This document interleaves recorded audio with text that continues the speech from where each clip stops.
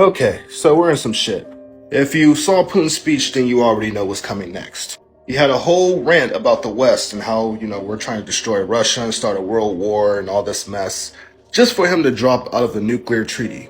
This nuclear arms treaty is what's keeping us out of nuclear war with Russia, and people don't get that. We were only allowed to deploy 1,550 nuclear weapons each, not including the ones loaded on subs and ships and planes. Him dropping out of this has put us right back into the Cold War. Honestly, I don't even believe in the Cold War no more. I would say we're in a war more. I mean, the EU already warned you guys we're at a war with Russia.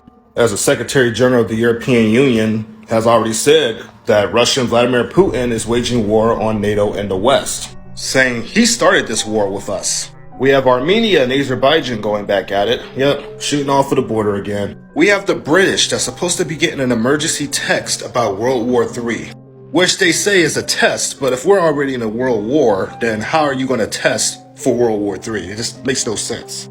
We have another fire in Ohio, Bedford, Ohio this time, at a metal manufacturing plant. And a uranium fire at the Y-12 National Security Complex in Oak Ridge, which has already prompted a huge response. It's one thing to talk about chemicals. It's a whole nother deal to talk about radiation. What the hell is going on with our country? So Jens Stoltenberg's NATO's, chief is warning that the world is more dangerous with Russia suspending the START treaty. Even Biden is saying this is a big mistake.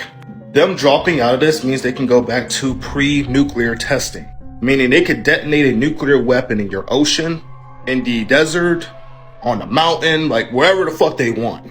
All because they blamed the United States for a strategic attack on one of their bases, which holds their nuclear planes, and 2 of their planes were damaged from that. As Serbia is coming out and saying that everyone's preparing for war. The president says Belgrade is profiting from the arms and ammunition race, but is worried about NATO encirclement.